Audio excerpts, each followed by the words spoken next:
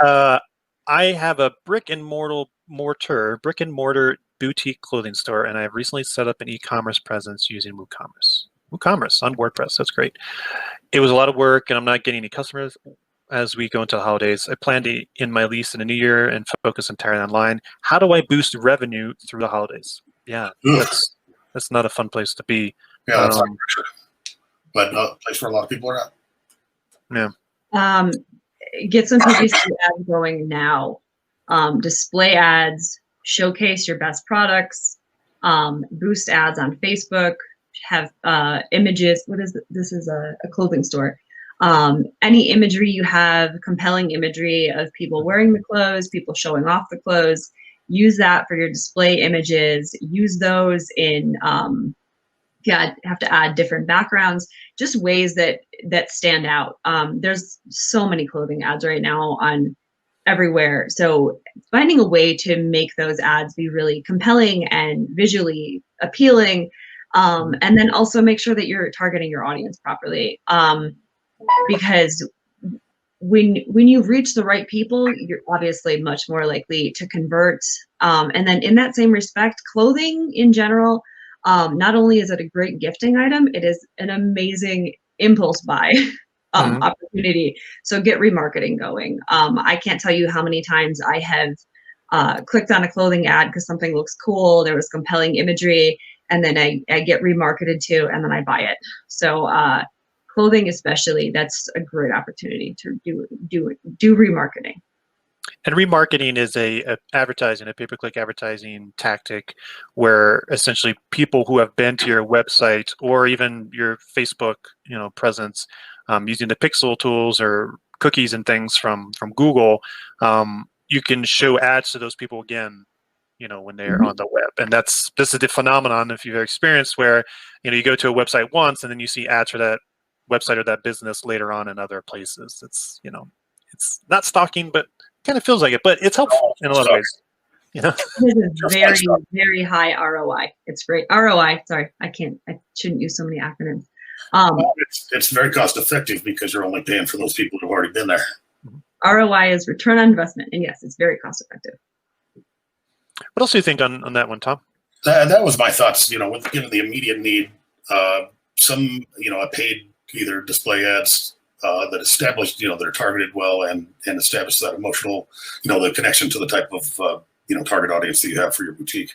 In a very strategic fashion, because you don't want to waste money, but it sounds like the imperative is to build up business during this pivotal moment in retail in a way that allows them to enter the new year in a good, in a good place. Pay-per-click or other paid advertising, and Bing, we've especially with a limited budget, Bing gets some unusual results on occasion, but it tends to be less expensive and has a tendency to drive. It'll get you an additional audience that isn't captured through Google. That's good stuff. I have a few additional thoughts. So yeah, analytics are definitely important. Since it's already got kind of the e-commerce system in place. What gets measured gets improved. So, get Google Analytics set up. Even, some tools maybe to look at behavior on how people are working with the site, determine, their user experience, where do they fall off in the e-commerce flow, in the funnel, right? Are they getting to the checkout and then just don't finish? That sort of thing. You can use tools like Hotjar to see how people interact with the website. And that sort of thing is really helpful. Utilize some cart abandonment tools. Something like 70% of people don't actually finish checking out in their shopping cart. It's a huge number, right? There's plugins like WordPress. Yeah. Retainful is a good example of one. Get something in place like that and it becomes automated, send some emails to people, hey, you didn't finish checking out. Maybe even send some promos just to kind of nudge them a little bit. And, that can really help get the rest of it. Building up a mailing list before the brick and mortar store closes and going into the holidays where there's a lot of traffic, that would be another, one that could be leveraged in the new year. Maybe not for short-term return, but to position for the new year. Yeah, constantly be building a list, whether that's a list from social or email. Those are people, folks that have demonstrated they'll buy from you once. If it's kind of a retail thing, they'll buy from you again if they like the experience, right? Right. Yeah. On that same note, make sure that you are checking and pantomiming your user experience for the checkout. I can't tell you how many times I've tried to put items in my cart and tried to buy stuff online, and it's just so difficult to go back and forth from my cart back to the store and like maneuver around, and then I abandon my cart for that reason. So I mean, even if it's your site and you know that what you have is good, maybe go through every once in a while and try and do your own shopping and fine tune the user experience that way. Yeah, keep it simple, because it's amazing the little things that will lose a customer. Yeah. Good stuff. Hi, this is Sarah from Denverdata Web. Thanks for watching.